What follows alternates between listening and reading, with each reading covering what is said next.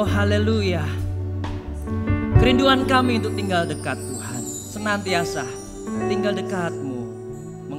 Mengerti isi hati-Mu, mengenal-Mu lebih dalam lagi ya Tuhan. Dan menikmati keindahan-Mu yang menawan hati kami. Bawa kami terus. Hati kami ini lekat dengan hati-Mu ya Bapa. Ajari kami untuk mengasihi-Mu. Hidup berkenan bagi-Mu.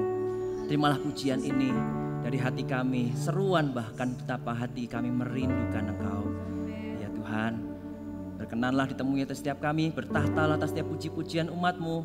Ya Tuhan, bahwasanya untuk selama-lamanya kasih setia-Mu. Berfirmanlah, pagi hari ini kami datang dengan hati yang rindu untuk diajari kebenaran firman-Mu. Biar kami hidup di dalamnya, tidak pernah menyimpang dan daripadanya, dan hidup kami tak akan pernah ada sia-sia, karena kami hidup di dalam setiap kehendak dan rencana-Mu. Terima kasih ya Bapa. Urapi kami semua, urapi hamba-Mu juga, jana tanah liat ini yang mengandalkan Engkau sepenuhnya Roh Kudus. Taruh perkataan-Mu dalam bibir lidah hamba-Mu ini. Biar dengan ketaatan kami memperkatakan, biar umat-Mu dibangun di atas kebenaran firman-Mu. Datang kerajaan-Mu, jadi kehendak-Mu dalam nama Tuhan Yesus. Kami bersyukur, jemaat yang bersyukur katakan haleluya. Amin. Tuhan Yesus berkati, silahkan duduk kembali. Oh haleluya. Haleluya.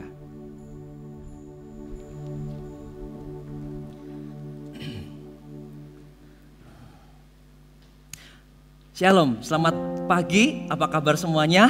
Semua baik-baik, sehat dalam anugerah Tuhan, penuh sukacita. Katakan amin. Ya haleluya, Tuhan setia. Dia sekali-kali tidak pernah membiarkan meninggalkan kita. Dijagainya kita sebagai biji matanya. Sebab itu kita datang beribadah pada hari ini untuk membawa korban syukur kepada Tuhan lewat puji-pujian dari hati kita. Dan kita juga memberi diri, memberi hati kita untuk ditaburi firman-Nya. Firman Tuhan itu berkuasa untuk mengubahkan kita semakin serupa dengan Dia. Amin. Mari kita beri telinga untuk dengar-dengaran apa kata Tuhan dalam hidup kita melalui firman-Nya. Kalau kita berdoa, kita bercakap-cakap dengan Tuhan, kita berdoa kepada Tuhan memohonkan permintaan, harapan gitu. Tapi kalau kita mau dengar firman, kalau kita dengar suara Tuhan, kita baca firman dan merenungkannya. Pagi hari ini kita akan baca juga dan merenungkannya. Saya percaya ada kehendak Tuhan bagi setiap kita dan kita akan menjadi pelaku-pelaku firman yang kuat sehingga hidup kita ini dibangun di atas dasar yang tak tergoyahkan. Katakan amin. Dan bulan ini adalah bulan baru, hari ini juga menjadi tanggal yang baru, tanggal 1 November. Ada tema atau visi baru buat kita semua. Bulan lalu kita temanya Walk with God. Kita berjalan bersama dengan Tuhan. Kita sudah diperlengkapi untuk itu. Sehingga bukan berhenti di bulan lalu saja. Tapi akan terus kita lanjutkan setiap hari-hari kita. Sampai selesai hidup kita di muka bumi ini. Kita tak akan pernah melepaskan lengan yang kuat itu. Kita akan terus memegang Dia. Dan Tuhan juga akan menyertai kita. Amin. Dan bulan ini tema firman-Nya adalah greater blessing. Ya, greater blessing. Saya percaya dengan iman terima dahulu, kemudian Tuhan akan juga menyatakannya menurut kebesaran kasih karunia-Nya bagi setiap kita. Ya, greater blessing. Ada satu firman yang Tuhan ingatkan ketika visi bulan ini, greater blessing. Bagaimana kita semua ini menjadi orang yang beruntung mengenal Tuhan. Tuhan itu bukan hanya baik, setia, menyertai, tapi Dia juga terlebih rindu untuk memberkati kita anak-anak-Nya. Dan satu ayat firman Tuhan itu ada di dalam Ulangan 28 ayat 1 dan 2. Ya, Ulangan 28 ayat 1 dan 2. Firman Tuhan berkata demikian, jika engkau baik-baik mendengarkan suara Tuhan Allahmu dan melakukan dengan setia segala perintah-Nya yang kusampaikan kepadamu pada hari ini, maka Tuhan Allahmu akan mengangkat engkau di atas segala bangsa di bumi. Segala berkat ini akan datang kepadamu dan menjadi bagianmu jika engkau mendengarkan suara Tuhan Allahmu. Ya, 1-2 ayat kita baca saat ini. PR Bapak Ibu membaca satu perikop, habiskan satu pasal itu. Kita menjadi orang yang bijaksana untuk memilih mengambil keputusan. Pilihlah berkat bukan yang kutuk, karena konteksnya pasal 28 dari kitab Ulangan ini berkat dan kutuk. Biar kita semua hidup di dalam berkat Tuhan. Tapi jangan salah, supaya Kita ini dijagai karena banyak orang percaya juga datang beribadah Tuhan dengan motivasi yang salah. Mereka hanya cari berkat-Nya tapi melupakan sang sumber berkat itu. Sehingga ketika mereka tidak mengalami sesuatu apa yang mereka harapkan, mereka menjadi kecewa dan mereka meninggalkan Tuhan. Saya berharap, saya berdoa kepada Tuhan, saya minta tidak demikian di antara kita, jemaat Gereja Muara Syaron Magelang, bahkan setiap hamba-hamba Tuhannya. Karena kita tahu pada siapa kita percaya, karena kita tahu pada siapa kita berharap. Amin. Ayat yang kemudian Tuhan ingatkan lagi di Kisah 3 ayat 25, Bapak Ibu Saudara sekalian, Kisah 3 ayat 25 berkata demikian. Sudah dapat? Kamulah yang mewarisi nubuat-nubuat itu dan mendapat bagian dalam perjanjian yang telah diadakan Allah dengan nenek moyang kita ketika Ia berfirman kepada Abraham, oleh keturunanmu semua bangsa di muka bumi akan diberkati. Wow, saudara, betapa beruntungnya kita ini betapa orang yang sungguh-sungguh beroleh kasih karunia. Bahkan kita ini dapat nubuatan di masa lalu itu dinubuatkan bagi kita, saudara dan saya. Kita semua di sini, bahwa bagimu dan bagiku, bagi kita, nubuatan itu ada diberikan. Bahwa banyak orang segala bangsa diberkati karena hidup kita. Betapa mulianya Tuhan kita. Sebab itu, mari kita sungguh-sungguh hidup benar kepada Tuhan. Ya, jangan jadi batu sandungan, karena oleh kita banyak orang itu beroleh kasih karunia. Kita ini diberkati untuk menjadi berkat, ya. Jangan selalu dengar firman ketika tentang berkat itu tentang berkat materi. Terlalu murahan kalau berkat daripada Tuhan itu hanya sekadar materi. Karena Tuhan mati bagi kita itu anugerah terbesar, keselamatan di dalam Dia. Terima berkat yang terbesar, the greater blessing. Itu bicara tentang kasih karunia Tuhan, bicara tentang keselamatan dalam Dia, sukacita, damai sejahtera, kebaikan, kemurahan. Itu melampaui daripada berkat materi saja, Bapak Ibu. Ya, so biar kita sepakat, kita tahu isi hati Tuhan. Ya, nanti semua akan ditambahkan, kata firman, kalau kita ingin mencari yang terutama, kerajaan Allah dan kebenarannya. Ya, haleluya. Satu ayat lagi saya tambahkan. Ini menjadi dasar ya buat kita semua. Ya, pengertian untuk kita ini dalam hidup dalam kasih karunia Tuhan itu greater blessing. Efesus 1 ayat 3. Efesus 1 ayat 3. Bapak Ibu bisa mencatat ayat-ayat firman Tuhan. Efesus 1 ayat 3 berkata demikian. Saya akan bacakan buat Anda. Terpujilah Allah dan Bapa Tuhan kita Yesus Kristus, yang dalam Kristus telah mengaruniakan kepada kita segala berkat rohani di dalam surga. Lihat, bicara tentang berkat itu bukan hanya apa yang di bumi ini, ya, yang kita memerlukan semuanya itu. Bapa kita di surga tahu kita memerlukan semua. Tapi kejar yang terutama, cari yang terutama. Motivasi kita harus benar, tulus, murni di dalamnya, ya. Bahwa di dalam kekekalan Tuhan sudah jamin, itu pun greater blessing buat kita. Ada jaminan buat kita, saudara dan saya, kita semua yang di dalam Kristus Yesus. Tidak ada penghukuman lagi, ya. Tapi surga yang mulia itu Tuhan sudah sediakan, karuniakan kepada kita di dalam Kristus Yesus. Ya, haleluya, haleluya. Nah, saya akan masuk kepada inti dalam perenungan kita. Ya, satu firman Tuhan yang menjadi fondasi dari perenungan kita pagi hari ini. Di 1 Timotius 6 ayat 8 sampai 10, Bapak Ibu. 1 Timotius 6 ayat 8. Secara khusus pagi hari ini. By the way, hanya sharing firman Tuhan pagi hari ini akan seri, pagi dan sore akan berbeda, berlanjut gitu. Judulnya adalah prioritas hidup. Part 1 pagi hari ini, prioritas hidup, yang part 2 nanti sore. Jadi beberapa ayat nanti akan dikupas, akan kita lebih dalam renungkan, cari hikmat permata yang indah di dalamnya, kehendak Tuhan di dalamnya. Ya, ayat 8. 1 Timotius 6 berkata demikian. Asal ada makanan dan pakaian, cukuplah. Asal ada makanan dan pakaian, cukuplah. Ya. Sederhana, kita kembali bahwa kebutuhan dasar manusia itu kembali dasarnya kalau ada makanan, pakaian cukup kok. Bahkan yang lain-lain itu keinginan kita, bukan? Dan kembali tadi di awal saya sudah sampaikan, banyak orang percaya itu datang pada Tuhan beribadah itu dengan motivasi yang kurang murni atau salah, ya, cari berkat, sukses, jadi kaya, karena ada janji memang, ya, Tuhan yang berjanji. Tapi bukan itu, jangan kehilangan esensi bahwa Yesuslah sumber kehidupan kita, ya. Ketika kita mengenal Dia di dalam keseharian kita, kita akan mengalami kasih karunia-Nya, penyertaannya, dan itulah yang esensi dalam kehidupan kita. Jangan tinggalkan ketika kita lagi mengalami pergumulan, doa belum dijawab, harapan belum menjadi kenyataan atau apapun, bahkan kegagalan, kita buat salah buat keputusan atau sebut yang seperti itu pun jangan pernah tinggalkan, karena Yesus kita sangat berharga. Jangan gantikan Dia dengan yang lain, bahkan yang dari dunia tawarkan sekalipun. Saya teringat sebuah peristiwa tentang anak yang hilang, Bapak Ibu, ya kan? Bagaimana anak yang kurang ajar, si bungsu itu minta hartanya menjadi warisan padahal bapaknya belum meninggal. Tapi dalam hal itu bapaknya itu dengan murah hati, karena dia sayang, dia berikan, dan dia memfoya-foyakan si bungsu itu sampai terjadi kelaparan, di mana dia menghabiskan harta benda miliknya, ya.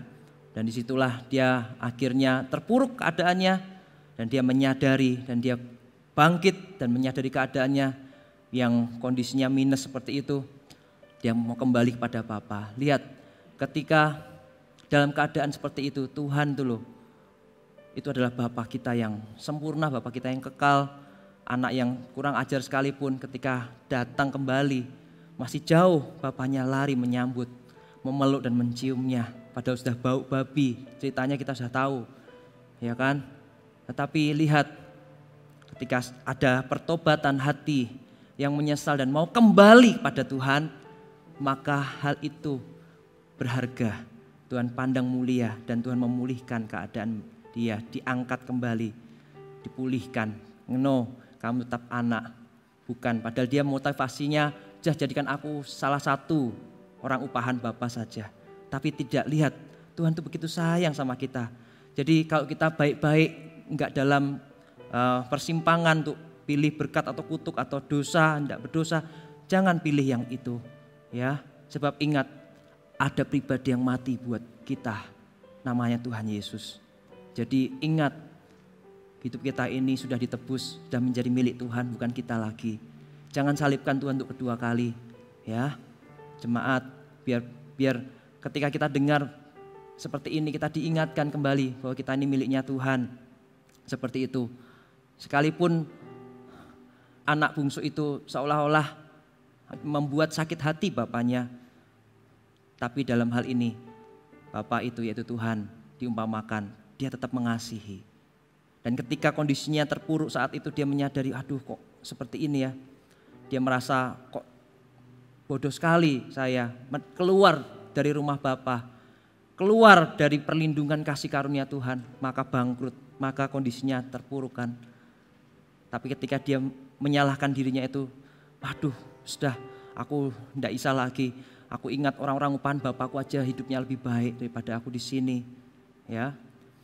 Akhirnya ketika dia kembali, Tuhan yang diumpamakan dan Bapa itu pun menerima dia. Lihat, wow, di dalam Tuhan ada penerimaan. Bapak Ibu Saudara, seberapapun apa keadaan kita, ketika kita datang pada Dia, Dia akan terima kita, karena kasih-Nya besar bagi setiap kita. Haleluya, haleluya. So, jangan pernah jadikan Tuhan sebagai vending mesin bagi kita. Ya, pernah lihat enggak vending mesin, sebuah kotak box, kita pengen minum apa, kita masukkan uang langsung keluar, apa yang kita inginkan, apa yang kita harapkan itu harus terpenuhi, harus dapat gitu. Enggak seperti itu. Bahkan ya, kalau kita mengenal hatinya Tuhan, Tuhan itu loh bisa sanggup menjawab doamu beyond, melampaui apa yang bisa kita mintakan kepada Dia. Ya, sungguhan Tuhan itu sanggup, dan Dia mau bahkan ketika kita minta kepadanya, asalkan permintaan itu bukan untuk nafsu kita semata, untuk keinginan kita semata. pasti Tuhan akan beri dan bahkan beyond melampaui. Dia sediakan segala sesuatu apa yang gak pernah kita pikirkan sebelumnya. Haleluya. Karena Tuhan berkata, aku yang memilih kamu, bukan kamu yang memilih aku. Jadi jangan pernah ya posisi itu terbalik-balik. Tuhan adalah Tuhan dalam kehidupan kita. Dia yang berkuasa, dia yang berdaulat. Dia yang sanggup untuk mengangkat dan merendahkan juga. Biarlah hidup kita ini senantiasa hidup dalam rendah hati, takut akan Tuhan. Ayat 8 tadi 1 Timotius 6 berkata, asal ada makanan dan pakaian cukuplah. Ungkapan asal ada makanan dan pakaian cukuplah itu betapa kita kembali pada pengajaran firman yang sederhana bahwa kebutuhan manusia itu makanan dan pakaian. Segala sesuatunya akan bonus ya, enggak yang pokok dan esensi lagi. Ya, enggak akan tanda kutip meninggal atau tanpa semuanya. Asal ada makanan pakaian cukuplah. Nah, sebuah hikmat prioritas hidup kita harus benar. Ya, poinnya adalah mari catat saudara, prioritas hidup yang benar nomor 1 adalah Tuhan. Bisa ditampilkan? Ya, nomor 1 adalah Tuhan. Nomor 2 adalah hidup kita itu sendiri. Ya, nomor 3 tubuh, nomor 4 uang, nomor 5 makanan, dan nomor 6 pakaian. Semua susunan yang saya susun ini berdasarkan firman Tuhan Alkitabiah. Mari kita buka di dalam Matius 6 ayat 24 sampai 25. Ya, ini dasar firman Tuhan. Matius 6 ayat 24 dan 25. Ya, 24 firman Tuhan berkata demikian. Tak seorang pun dapat mengabdi kepada dua tuan. Karena jika demikian ia akan membenci yang seorang dan mengasihi yang lain. Atau ia akan setia kepada yang seorang dan tidak mengindahkan yang lain. Kamu tidak dapat mengabdi kepada apa? Allah dan kepada Mamon. Yaitu diversuskan kalau kita tadi saya 3 di sebelah kanan, 3 sebelah kiri. 1 Tuhan, nomor 4 Mamon atau uang. Diversuskan. Lihat Allah kita itu Allah yang cemburu. Biar kita mengenal kita semua. Mengenal bahwa Allah yang kita sembah adalah Allah yang cemburu. Bahkan hukum Taurat diberikan Musa pada umat Israel perjanjian bangsa pilihan itu. Harus hidup dalam perjanjian. Maka engkau akan menjadi umatku, aku menjadi Allahmu. Dan salah satu dari hukum itu berkata, jangan ada padamu Allah lain di hadapanku. Jangan sujud menyembah kepadanya. Kuduskanlah hari Sabat dan semuanya. 4 hubungan tentang Tuhan dan 6 dengan sesama kita manusia. Lihat Bapak Ibu Saudara, Tuhan kita itu Allah yang cemburu. Jangan duakan dia. Segala sesuatu yang melebihi Tuhan itu penyembahan berhala kepada dia. Apa yang disebut berhala? Penyembahan berhala menjadikan sesuatu yang bukan Tuhan sebagai Tuhan. Itulah penyembahan berhala maksudnya. Jangan ada Allah lain di hadapan Tuhan atas hidup kita. Biar dianya satu-satunya. Sehingga ketika kita datang beribadah seperti ini, maka kita mempersiapkan diri kita dengan sebaik-baiknya, dengan prima, dengan hati, bukan dengan tangan kosong tapi dengan hati untuk menyembah dia, membawa puji-pujian penyembahan hati hidup kita untuk hidup bagi dia, menyenangkan hatinya, memuliakan dia, meninggikan dia. Say thank you juga, thank you Tuhan buat hari ini. Aku ada sebagaimana ada sekarang ini karena Engkau yang mengaruniakannya. Wow, haleluya. Ya, Tuhan tidak tergoyahkan, tidak tergantikan. Jangan tukarkan dia dengan apapun juga. Nomor 1, dia yang terutama dan yang pertama. Bukankah hukum yang terutama dari 1 Alkitab ini dirangkum 2 hukum saja. Kasih Tuhan Allahmu segenap hati, kekuatan jiwa, akal budi, dan kasih sesama seperti diri sendiri. Ya. Nomor 2, hidup. Hidup itu bicara tentang hubungan. Karena kita hidup secara sosial bukan? Berhubungan seorang dengan yang lain. Sahabat, teman, keluarga, orang tua, kakak adik.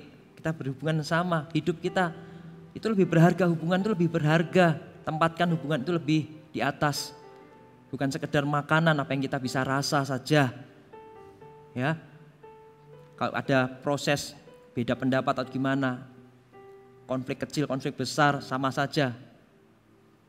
Fondasinya adalah hubungan, hidup kita. Seperti saya sama istri, awal-awal pernikahan banyak penyesuaian Bapak Ibu. Tapi ketika saya mengerti prioritas hidup dengan benar, maka saya tempatkan hubungan kami di atas konflik yang ada. Itu menolong sehingga pernikahan kami sampai hari ini tetap harmonis, hangat. Ya, Karena kasih Tuhan yang menjadi fondasinya. Hidup itu lebih berharga. Hidup itu lebih utama, lebih penting daripada sekedar makanan apa yang kita bisa rasa. Enak, asin, manis, pahit, dan semuanya. Hanya sekedar perasaan. No. Hidup kita dikasih perasaan Tuhan itu untuk merasakan betapa baiknya Tuhan kasihnya. Tapi bukan untuk merasa yang untuk mengasihani diri sendiri. Bukan untuk itu. Ya, tapi untuk dapat mengambil keputusan let go. Ya, untuk mengampuni orang lain. Untuk mengutamakan kepentingan orang lain di atas kepentingan diri sendiri. Seperti itu. Tubuh lebih penting daripada pakaian. Ya, ayat 25.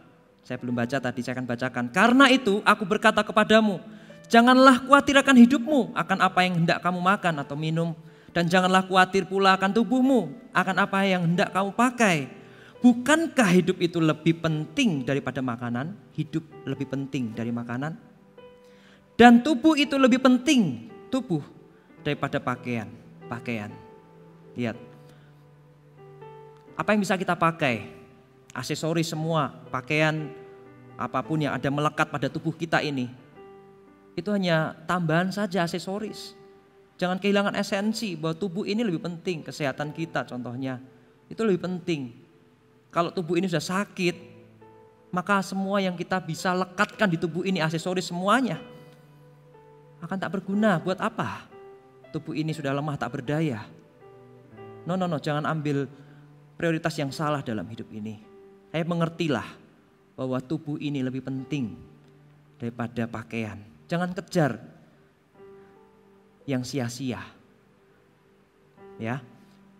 1 Timotius 6 ayat yang ke-7. Ya, ayat yang ke-7. Sebelumnya tadi ayat yang 8, asal ada makanan dan pakaian cukuplah. Tapi satu ayat sebelumnya coba. Firman Tuhan berkata demikian, saya akan bacakan bagi Anda, jemaat yang terkasih. Sebab kita tidak membawa sesuatu apa ke dalam dunia, dan kita pun tidak dapat membawa apa-apa keluar. Dengarkan ini. Kita lo datang ini tidak bawa apa-apa. Sesuatu apa ke dalam dunia. Telanjang kita ini dilahirkan oleh mama. Dan kita pulang nanti ke Bapa di surga yang mempunyai hidup kita. Kita ini milik Tuhan. Pun tak membawa apapun daripada dunia ini. Pakaian, aksesoris, apapun yang melekat yang bisa kita pakai di tubuh ini akan kita tinggalkan kok. Satu saat nanti ketika kita dipanggil oleh Sang Pencipta, Tuhan kita, kekasih hati kita, berjumpa dengan Dia dalam kekekalan, akan kita tinggalkan semua. So bijaksanalah dalam hidup, tentukan prioritas kita dengan benar.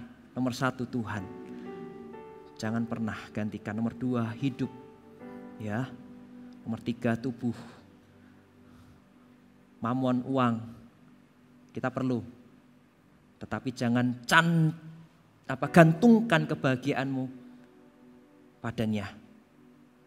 Uang itu adalah hamba yang baik, tetapi pasti dia akan menjadi tuan yang jahat kalau kita dikuasai oleh cinta akan uang. So biar melalui pemberitaan firman Tuhan prioritas hidup kita ini tidak salah. Sehingga hidup kita akan mengalami kepenuhan di dalam Dia. Katakan amin. Haleluya. Haleluya. Yang dianjurkan adalah rasa puas karena kebutuhan pokok terpenuhi. Bapak Ibu, asal ada makanan dan pakaian cukuplah. Yang ini dianjurkan bagi kita semua. Kalau kebutuhan pokokmu terpenuhi, bersyukurlah. Miliki kepuasan atasnya. Gak perlu membandingkan dengan hidup orang lain. Ya, kalau rumput tetangga lebih hijau, rumput kita kurang hijau, I think ada sesuatu yang harus kita kerjakan dengan hidup kita, di rumput kita, di tanah ladang kita. Kita harus kerjakan, cangkuli biar subur tanahnya, tabur benih lagi yang bagus, disirami, pasti nanti tumbuhnya bagus hijau. Lah kita lihatnya terus orang membandingkan terus, nah kita nggak kerjakan tanah kita, hidup kita. Sia-sia gitu aja, berlalu sehari demi sehari dengan do nothing. Ya, kita akan melihat rumput tetangga lebih hijau selamanya seumur hidup kita. Tapi kalau kita kerjakan hidup kita seturut kehendak Tuhan, apa panggilan Tuhan, kita akan berpadanan dengan Dia. Maka kita bisa mengucap syukur karena kita pun bisa terpenuhi. Ya, minimal kebutuhan pokok kita Sehingga kita nggak menjadi batu sandungan, tapi kita bisa mengucap syukur sama Tuhan. Yang perlu diwaspadai adalah keserakahan karena cinta uang. Itu seperti minum air laut. Sebanyak yang bisa kita minum, kita akan semakin haus bahkan. Kita harus waspadai. Jangan serakah jadi orang. Tinggalkan keinginan untuk menjadi kaya itu. Sesungguhnya kata seorang hamba Tuhan, nanti saya tampilkan quote-nya. Menjadi kaya adalah bisa hidup tanpa. Menjadi kaya adalah bisa hidup tanpa hal-hal yang kita inginkan. Itu saudara, yang kita waspadai ya, keserakan karena cinta uang. Lalu Maleakhi 3 ayat 8. Maleakhi 3 ayat 8. Bolehkah manusia menipu Allah? Namun kamu menipu aku. Tetapi kami berkata, dengan cara bagaimanakah kami menipu engkau? Mengenai persembahan persepuluhan dan persembahan khusus. Tidak kebetulan kita mengawali bulan ini hari ini. Dan hari ini tadi kita juga membawa persembahan persepuluhan, bukan? Itu untuk menjaga hati dan hidup kita ini benar kepada Tuhan. Bahwa dialah yang terutama, prioritas hidup kita satu-satunya. Sebelum segala sesuatu yang ada di tangan kita ini kita pakai, kita kembalikan. Kita bawa persembahan apa yang menjadi haknya Tuhan kepada Dia. Tuhan gak butuh uangmu sekali lagi, tapi Dia mau hatimu. Sebab itu biar dengarkan firman Tuhan. Maka berkat itu tadi yang saya kasih PR, ayat 3 dan seterusnya, Ulangan 28 akan menjadi bagianmu, milikmu. Sehingga engkau dibedakan dari bangsa yang lain. Ada janji yang besar, yang luar biasa. Kuncinya jika engkau sungguh-sungguh mendengarkan suara Tuhan Allahmu yang kusampaikan pada hari ini. Ya. Perpuluhan itu bermanfaat bagi yang menerima, tetapi justru berguna bagi yang memberi. Karena itu adalah firman Tuhan. Taat pada orang yang melakukannya. Ada janji yang menyertai. Matius 6 ayat 21. Ayat yang terkenal juga. Di mana hartamu berada, di situ hatimu berada. Tahukah jemaat, sikap kita terhadap uang mencerminkan sikap kita kepada Tuhan. Yes. Sikap kita terhadap uang itu mencerminkan sikap kita kepada Tuhan. Bagaimana engkau mengelola uang, demikian Tuhan di hidupmu. Saya belajar untuk bertanggung jawab. Ada satu apps ya di Play Store yang saya unduh. Di situ saya selalu masukkan pos-pos. Ketika saya dapatkan berkat melalui gereja Mar Sharon, saya masukkan pos-pos ini. Untuk ini, pengeluaran ini, untuk ini, untuk ini. Dan saya bisa bertanggung jawabkan setiap rupiah yang saya terima daripada persembahan kasih dari gerejanya. Saya mau belajar untuk mengelola setiap rupiah, setiap keuangan yang dipercayakan. Besar, kecil, banyak, sedikit, relatif. Tergantung kita mengelolanya. Banyak, kalau salah mengelola pun akan minus, akan kekurangan kok. Tapi seolah-olah yang gak banyak pun, tapi dikelola dengan baik akan cukup. Bahkan bisa sisa menabung dan sebagainya. Ingat 3 hikmat ini. Kewajiban, kebutuhan, baru kenikmatan. Kalau kita salah kaprah dengan mengelola keuangan, maka hidup kita pun akan susah payah. Kewajiban kita hidup benar, taat melakukan firman-Nya. Maka pemeliharaan Tuhan pun akan nyata serta dalam hidup kita. Kebutuhan kemudian, kebutuhan pokok, kebutuhan sekunder dan seterusnya. Lalu kenikmatan. Jangan balik-balik keinginan, aku pengen ini pokoknya harus ada, harus bisa, mbah caranya gimana. Mengorbankan semua, padahal ada pos-pos, ada kebutuhan yang lebih penting daripada itu. Hidup yang kayak gitu seperti monster, nggak ada habisnya. Inginan manusia itu nggak ada habisnya, nggak ada bahagia, susah payah iya. Jangan seperti itu. Prioritaskan yang benar dalam hidup kita. Ingat, di mana hartamu berada, di situ hatimu berada. Mencerminkan sikap kita mengelola uang, sikap kita kepada Tuhan. Ulangan 14 ayat 23. Ya. Supaya engkau belajar untuk selalu takut akan Tuhan Allahmu. Jadi tujuannya, the purpose of things is to teach you always to put God first to your life.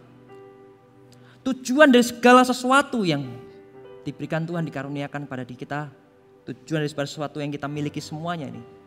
1, untuk mengajar kita memprioritaskan, mengutamakan Tuhan di atas segalanya di dalam hidup kita. Jika tidak demikian, maka lihat hidup kita nggak tertib karena nggak hidup dalam setiap kehendak, ketetapan Tuhan. Jangankan pernah berharap yang lebih kalau kita nggak sepakat dengan Tuhan. Kita menjadikan musuh daripada Allah. Bahkan keras tadi firman kamu dengan menipu aku. Kita pernah nggak sih saudara diserobot jalannya, antri, tiba-tiba ada orang yang nyerobot itu, jengkel marah kan. Tapi kita kadang nggak mengekspresikan itu. Waduh, orang ini nggak tahu antri, nggak tahu kok aturan atau gimana. Apa yang menjadi bagian kita diambil, dicuri, ditipu dengan tipuan, kita nggak terima. Kita kadang nggak memperjuangkan bagaimana, tapi kita melakukan itu untuk Tuhan seringkali. Apa yang jadi bagian Tuhan tidak kita kembalikan. Wah, mari kita belajar bersama saudara. Berkat terbesar, the greater blessing. Berkat terbesar tersimpan dalam ucapan syukur. Justru ketika kita belajar hari ini, kita bawa persembahan persepuluhan kita mau mengucap syukur sama Tuhan. Tuhan, kami mengakui Engkaulah sumber berkat. Engkaulah sumber kehidupan, tidak ada seorang pun dapat mengambil bagi dirinya sendiri kalau itu tidak dikaruniakan kepadanya dari surga, firman Tuhan. Ku terima semuanya ini, Engkau yang berikan. Terima kasih, Kau bersyukur. Ucapan syukur, berkat terbesar. Ya, tampilkan seorang hamba Tuhan luar biasa, Billy Graham namanya. Kata-kata yang saya quote daripada beliau adalah menjadi kaya adalah bisa hidup tanpa hal-hal yang Anda ingini. Bisa hidup tanpa hal-hal yang Anda ingini. Menjadi kaya. Tahukah Billy Graham ini hamba Tuhan yang besar, jutaan dia sudah khotbah pada manusia, ratusan negara dia sudah layani melalui pelayanannya. Bahkan dia dapat penghargaan itu puluhan. Saudara bisa searching di Google penghargaan Billy Graham, puluhan. Presiden, bahkan dari presiden pun dia dapat. Tapi yang membuat saya kagum akan orang ini, barusan meninggal beberapa tahun lalu. Dia menyelesaikan finishing well, finishing strong, dan tidak ada skandal dalam pelayanannya. Sekian puluh tahun dia hidup, 90-an hamba Tuhan besar ini hidup. Tidak ada skandal. Dan tahukah saya selidiki biografinya. Saya baca banyak referensi literatur tentang hamba Tuhan luar biasa ini. Dia dipakai penasihat Presiden Amerika. Presiden yang ke-33. Sampai presiden yang ke-45. Donald Trump. Yang masih sampai hari ini. Semua, berarti ada 12 pergantian presiden di Amerika. Penasehatnya tak pernah berubah. Pastor Billy Graham. Apa luar biasanya, gak ada skandal. Ya. Satu waktu ada cerita. Dengan ini saya akan closing ibadah atau sharing firman. Satu hari dia diundang oleh pemimpin-pemimpin besar, petinggi-petinggi sebuah negara bagian di Amerika, North Carolina. Diundang di sana untuk jamuan makan dan untuk menghargai apa yang sudah dilakukan pelayanannya hamba Tuhan ini di negara bagian itu juga, ya. Lalu hamba Tuhan ini sebenarnya nggak mau datang, ragu karena dia bergumul dengan sakitnya Parkinson. Tapi diyakinkan oleh pemimpin besar itu, please come, nggak usah gimana-gimana, nggak yang serius kok, datang aja kami akan layani. Sebagai bentuk menghargai apa yang Tuhan engkau sudah lakukan, pelayanan semuanya. Akhirnya beliau datang di pertemuan itu, lalu setelah semuanya ya, jamuan semuanya dilayani dan semuanya. Tibalah kasih waktu beliau hamba Tuhan ini menyampaikan sepatah dua patah kata. Lalu dia cerita tentang seorang fisikawan, ilmuwan yang legendaris, namanya Albert Einstein. Dan Albert Einstein ini diceritakan dia sedang dalam perjalanan dari satu kota ke kota berikutnya dengan menggunakan kereta, Bapak Ibu. Dan menggunakan kereta seperti kita ketahui, zaman mungkin sekarang berubah, tapi dulu sebelumnya ada kondektur kan yang ngecekin tiketnya, mana tiketnya gitu kan. Ada. Sama Albert Einstein ini juga dia lihat, dan ketika mendekat dan tiba gilirannya dia mencoba cari tiketnya, di sakunya kok nggak ada, kanan kiri kok nggak ada, di bajunya kok nggak ada. Dia lihat sekelilingnya kok nggak ada juga tiketnya. Lalu kondektur itu mengenali dia. Dr. Einstein, saya tahu siapa Anda. Gak apa-apa, bukan masalah tiket kok. Saya percaya Anda sudah membeli tiketnya. Lalu sang dokter Einstein ini, oh iya terima kasih,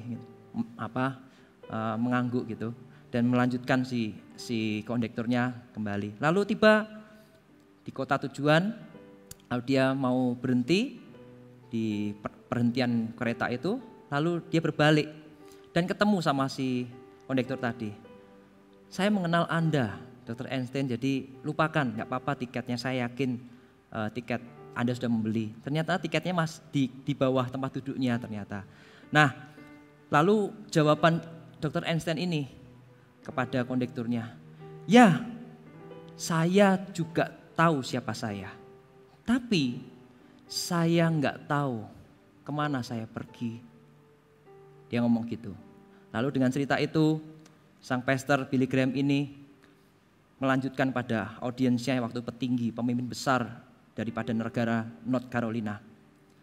Sang Billy Graham cerita, saya di sini datang untuk membawa satu pesan ini.